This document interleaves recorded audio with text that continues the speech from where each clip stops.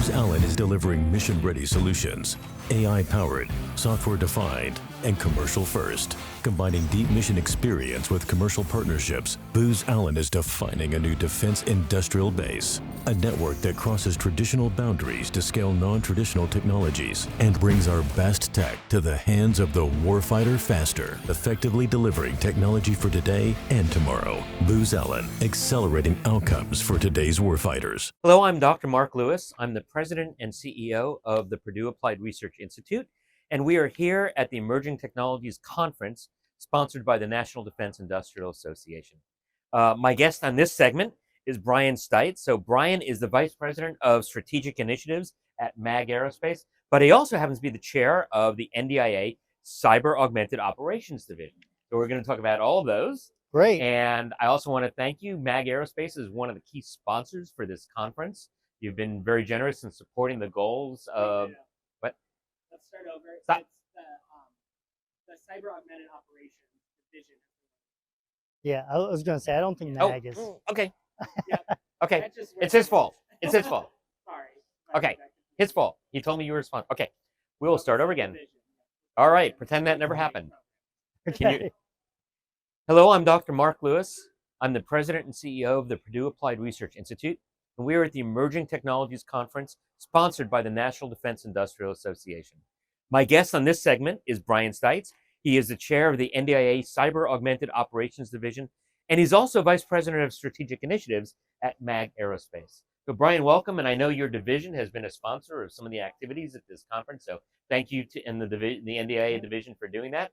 And I want to start by asking about you. Tell me a little bit about yourself, your career, and then we'll get into what the division does.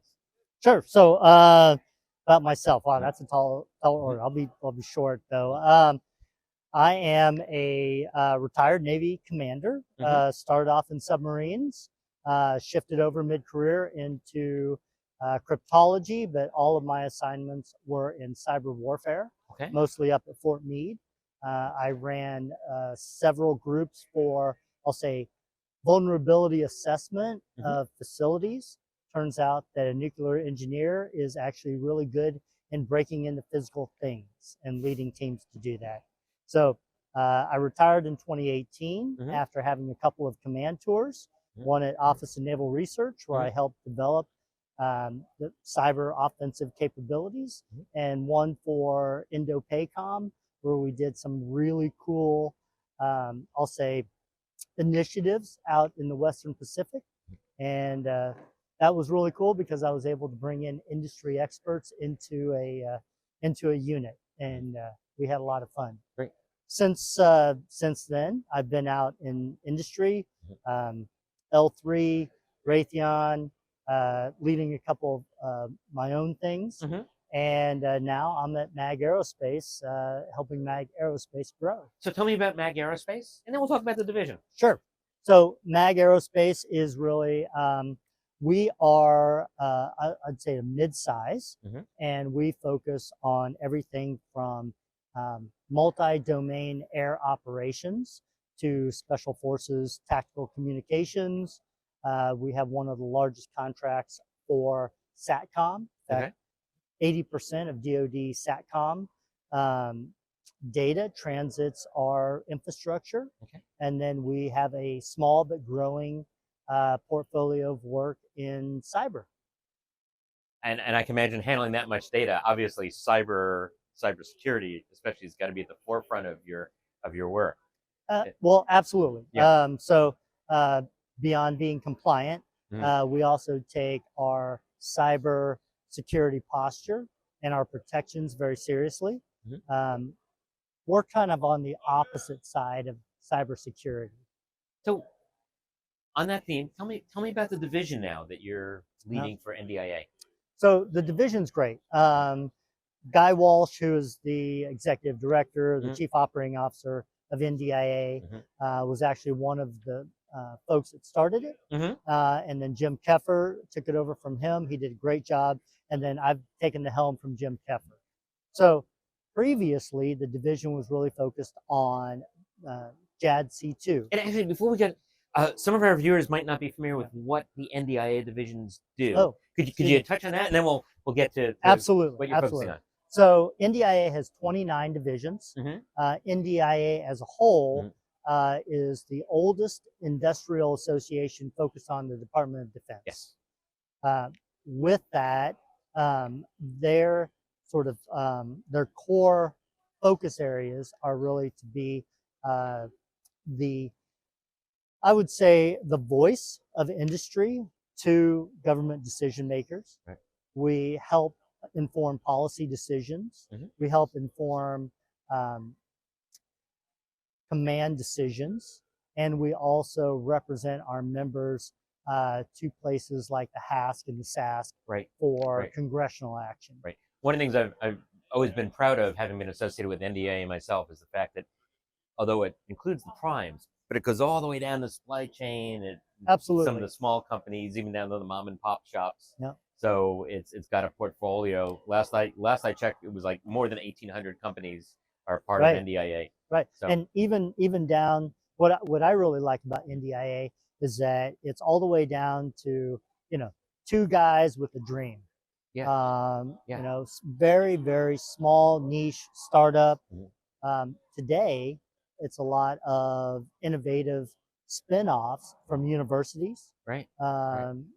And I find that really amazing. Yeah, I agree. As a university guy myself, I'm especially happy with Yeah. the emphasis on bringing universities into NDIA as well to feed that ecosystem. All right, so now let's get back to the division. The Okay. things that you're doing in the division. Absolutely. So the division's been around for about 6 years now, Mhm. and we had previously focused on JADC2. Mhm. JADC2 is a joint all access domain communications. Great.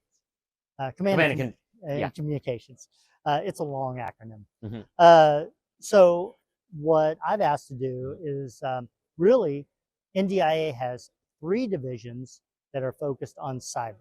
Mhm. We have a pure play cybersecurity division, which is really focused on CMMC, RMF, IT workforce. They're great. We have another division that's new this year, which is really, I have to get the acronym right. It's data analytics and enterprise platforms, but it's really focused on big data issues and enterprise AI systems. So there was an area that I really felt is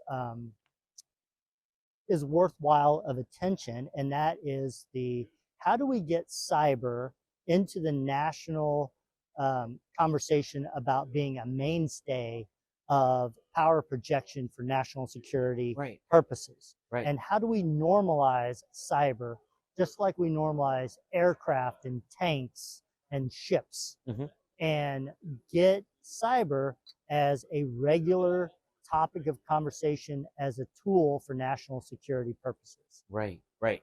So let's talk a little bit more about that. So how do we do that? What's the plan? So first and foremost, I think we have Cyber Command that is now 15 years old. Yep. And Cyber Command, I was a plank owner of Cyber Command. Mhm. And now at the 15-year point, we really, in my opinion, should start having some graduate level conversations about what's the usefulness, what's the mission, how effective is it, and how is it resourced to be, what the nation needs it to be. Right. Simultaneously, we're having a conversation around what does a national cyber force look like? And I think those are great conversations. I think they are necessary conversations. I think there's some hard points in those conversations. So the purpose of the Cyber-Augmented Operations Division is really to drive those conversations, those hard conversations, those meaningful insights into what does cyber look like in this next generation. So talk to me a little bit about the approaches for cyber in industry versus what you're seeing in the department, and what lessons can each learn? Sure. And I'll give you an Yeah. example that I use at Raytheon. Yeah. So I think that, and this my personal opinion is, I think there are niche players in the offensive cyber community. Mhm. I think that we as a nation have the opportunity to bring those technologies and those capabilities, not all of them, Mhm. into the public domain, into the light. Right. Because I think we do ourselves a disservice by saying it's so unique, it's so technical, people won't be able to understand it. And I really don't agree with that point of view. Ironically, cyber is the one area where every single person is actually familiar. Yeah. People don't know how to fly fighter jets. They don't know how to, Oh, speak for um, yourself. No, I'm kidding. well, I'm just I do maybe not. you I do, do not. yeah. I do not. No, I absolutely do not. that'd be cool if you did. Yeah, it would be. I don't. People don't ride around going to the grocery store to get milk in an Yeah. A1 Abrams tank. Yeah. Oh, there are But times when I do wish I had one, that's but right. But everybody has a cell phone. Right. Everybody Right. uses a laptop. Everybody surfs the internet. Everybody has a TV. Everybody turns on the lights. Everybody drives to work in a car. Right. Those are all cyber platforms. Right. But somehow we have not made that jump to say, you know what? Every single person is on the front lines of cyber. Yeah. And whether you choose to or not choose to, you're involved. And unfortunately, today everyone is also exposed to offensive cyber operations. That's right. That's right. And we hear about it in the media, but I think we do ourselves a disservice by saying it's so spooky, it's so unique that the average person won't understand it. Yeah. That has to change. Mhm. And so what I would like to see, what I would like to do with the division is be the herald of that message to say, you know what? We need to get comfortable with cyber. We need to normalize it. We need to bring it into our national psyche as just another tool for national defense. So you mentioned cyber for force projection. So there's, defensive cyber, but also offensive cyber. Absolutely, right. And can we talk a little bit about offensive cyber? How do we normalize that as part of our tool set? Right. So, and I just heard it today. Mhm. We had this really great panel. It was a little raucous. We had some people who disagreed. Raucous is good. I loved it. That's what we need to have. We need to have these graduate level conversations because we are all professionals. So, back to how do we normalize offensive cyber? It's the worst kept secret because every nation does cyber operations. Right. Typically, it has been in the realm of intelligence or intelligence gathering. But increasingly, we know that adversaries are placing themselves on our critical infrastructure. They are prepping the battle space in military parlance. They are infiltrating not just our physical systems, but they are also using that mechanism of communication and influence to get into our staffing, into our key organizations, scientific research, academic institutes, and critical infrastructure. So it's there. But I think that we are not having that next level graduate conversation about, okay, what does this mean? And then what are we going to do? I heard a conversation today. It said, well, cyber bullets, you use one, you can never use it again. I'm like, really? Because you go online, there are, commercial, entities that advertise cyber services to do just what you're saying. And they're not worried about using a bullet and then never being able to use it again. They'll use it and use it and use it and use it. Yeah. So I think we're lacking creativity. And I think that we are also at a point of inflection where we need to ask ourselves really hard questions about, how do you, this is going to be here. How do you then use it, lead it, develop it, keep it? So let's talk a little bit about workforce. So how do we energize a cyber workforce? Or are we doing a good job so far? Do we need to do a better job? We do. So there are two sort of sides to the cyber workforce, right? One is the everyday health and hygiene. You need your IT person to be able to make sure your networks aren't being intruded upon. Just what we call health and hygiene. That's one, right? And there are lots of programs to develop those. I think the government has an opportunity to incentivize that. I don't think we do that very well. The other one is, we think about high-end cyber operators, and you have to segregate those, right? You have on-net operators who are actually on the keyboard, dynamic operations. You have researchers that research tools. You have developers that develop those tools. And those are not, all of those can kind of flow back and forth, but all of those are necessary. It's not like you get up one day and you're like, oh, hey, I'm going to be an on-net operator and I'm going to be able to do vulnerability assessment. It takes years of training. The concern I have in the United States is that we have Department of Defense, U.S. government agencies have kept it into the realm of spooky. Right. And we have kept it in the realm of special access. And oftentimes when you look at it, you're like, really? That's what we're keeping secret? Yeah. I've seen this in 17 different movies, right? Yeah. Right? Yeah. We joke about it on Saturday Night Live. So I think we need to bring it out into general purpose forces, a lot of it, right? And general purpose forces need to be able to say, hey, I can either, if I have to do a kinetic or if I have to do an effect, I can either use an F-18, a surface ship, a Tomahawk launched off a submarine, or a cyber effect. Right. We'd also, when I was in the Pentagon, we'd often talk about left of launch. That's right. Get it before they. That's right.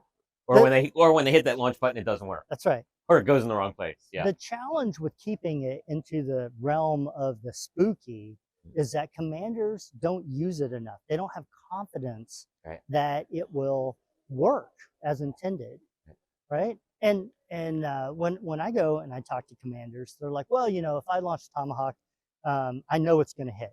I'm like, no, you don't. Yeah. Tomahawk, by design, has a 95% plus or minus 3% per contract.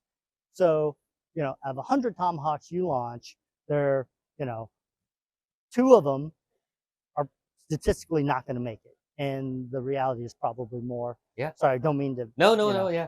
And a lot of our weapon systems. I used to run that program at the Pentagon. So you know it well. So a lot of our weapon systems, we blow up coordinates, and if the target happens to be on those coordinates, that's right? But we feel good, right? Yeah. We feel good because we see a smoking hole someplace in the world, and we're beat our chest, and we're like, yes. And I would say that is counter to our national security objectives. Yeah. Right. My opinion again, we have the opportunity to get to a more sophisticated level of warfare. Right. And that sophisticated level of warfare is not necessarily leaving a smoking hole, injuring a bunch of, people somewhere else in the world who are really going to grow up and be really angry at the United States. Yeah. Maybe we take this technology and we do the effect so that we get the desired end state without destroying infrastructure, without destroying people's lives. Right. So I know the division has been hosting some sessions throughout the conference. Tell me a little bit about the sessions that you've been hosting and what your takeaways have been. So the sessions are, we had a session on technologies for offensive AI. We had a session on how small businesses can get into the cyberspace and be able to transition, scale, and then accelerate. We had a session on the really on the defense industrial base and how CMMC is going to affect small vendors. Excuse me. And then tomorrow we're having a conversation around command and control of cyber operations and the aspect of, cyber is one of those capabilities, like the nuclear bazooka, where a corporal could have a larger effect than a corporal with an M4 could have. Right. And hopefully it's a better weapon than the nuclear bazooka. Well, yeah. It's a good analogy though, because the command and control of a nuclear weapon is significantly different than command and control of a conventional bazooka. Yeah. But it's a good analogy in cyber. Yeah, absolutely. So as we wind out, last question: what have been your major takeaways from the conference so far? We're towards the end of day 2. We've got one more day to go, one more half day to go. What have been your own major takeaways? So, number one, great conference, right? Yeah. I'm a big fan of NDIA, not just because, not just because I lead a division, and I'm a member of AFCEA, INSA, Yeah. I don't know, probably 3 or 4 other ones. I can't remember. The goal is that if you have the opportunity to go to multiple events, why would you choose NDIA? Yeah. And the objective is that because you know that if you invest your time into NDIA, you will walk away with a tangible benefit, an insight, a discussion with a customer, a new partnership, access to a new technology. These are all beneficial to the NDIA members, whether you're in government contracting, academia, policy, and it has to be a two-way street. The people on my panel or the people in my session, one of the things I've asked them is, if you were an attendee to this session, what is a tangible benefit that you would want our panelists to give you? And so I really think that, and my goal with the division over the next 2 years is to really drive that tangible benefit to our members. And with that, Brian Stites, thank you. First of all, thank you for joining this segment. Thank you for your service to the nation, both in uniform and in your industry roles. Thank you for your service to NDIA and leading this division. Very exciting vision that you've got, very exciting work that you're doing. But also, thank you to MAG Aerospace for supporting you to do this work. That's extremely important and very much appreciated. Well, thank you for having me on. I've enjoyed the conversation and look forward to more. It's been a great conversation. Thank you. Thank you.